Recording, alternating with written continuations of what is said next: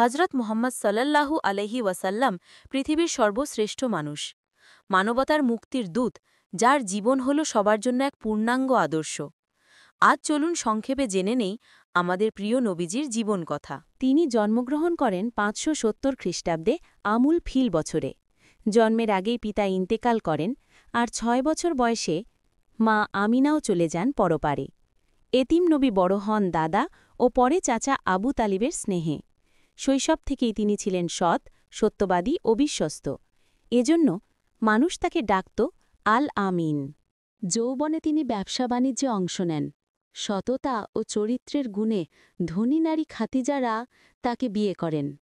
৪০ বছর বয়সে হেরা গুহায় ইবাদতের সময় প্রথম ওহী নাজিল হয়। ফেরেশতা জিব্রাইল আলাইহে আল্লাহর পক্ষ থেকে বললেন, পড়ো তোমার প্রভুর নামে।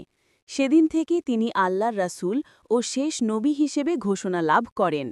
মদিনায় তিনি ইসলামী রাষ্ট্র প্রতিষ্ঠা করেন, ভ্রাতৃত্ব ও ন্যায় বিচারের শিক্ষা দেন।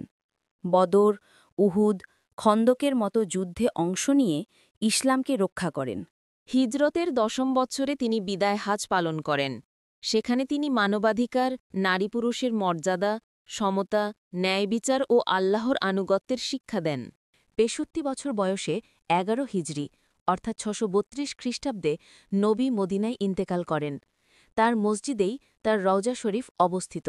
হজরত মুহাম্মদ সাল্লাল্লাহু আলাইহি ওয়াসাল্লাম এর জীবন আমাদের শেখায় সত্যবাদিতা, ধৈর্য, ক্ষমাশীলতা, ন্যায় বিচার এবং সর্বোপরি আল্লাহর প্রতি আনুগত্য।